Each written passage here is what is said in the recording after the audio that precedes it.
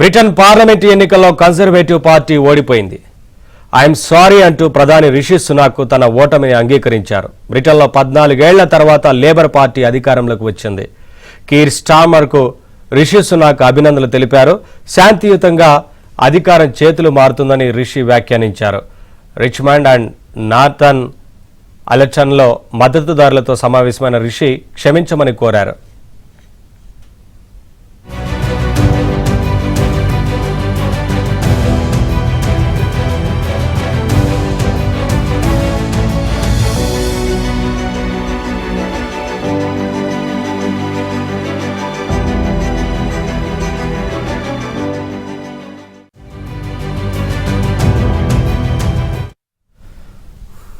Britain parliament ఎన్నికల్లో conservative party ఓడిపోయింది. I'm sorry అంటూ ప్రధాని రిషి సునాక్ తన ఓటమిని అంగీకరించారు. బ్రిటన్లో 14 ఏళ్ల తర్వాత లేబర్ పార్టీ అధికారంలోకి వచ్చింది.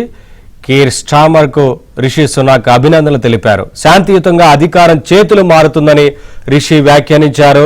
రిచ్మండ్ అండ్ నాథన్ అలెటన్లో మద్దతుదారులతో సమావేశమైన రిషి క్షమించమంటూ కోరారు. అప్డేట్స్ మా ఢిల్లీ బ్యూరో చీఫ్ కృష్ణ నాయుడు తెలుసుకుందాం.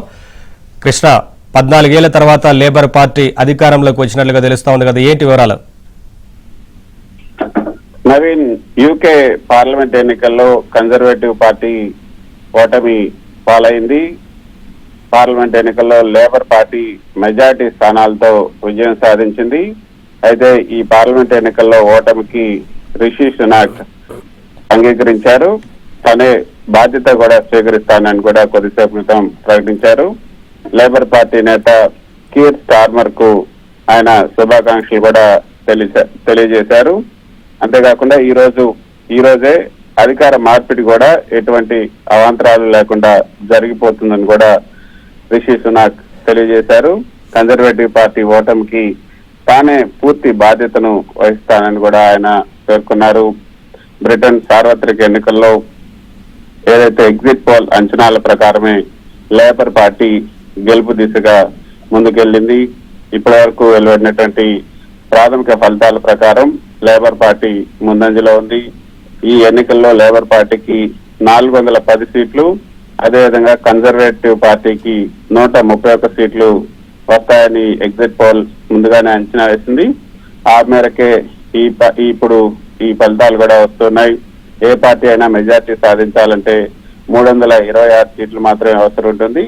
కానీ లేబర్ పార్టీ ఇప్పటికే 410 స్థానాలను దాటింది. యూకే పార్లమెంట్ ఎన్నికల్లో లేబర్ పార్టీ ఘన విజయం సాధించింది. లేబర్ పార్టీ నేత కీర్ స్టార్మర్ కు ప్రపంచ దేశాధినేతలంతా కూడా ఫోన్లు చేసి అభినందనలు తెలియజేస్తూ ఉన్నారు.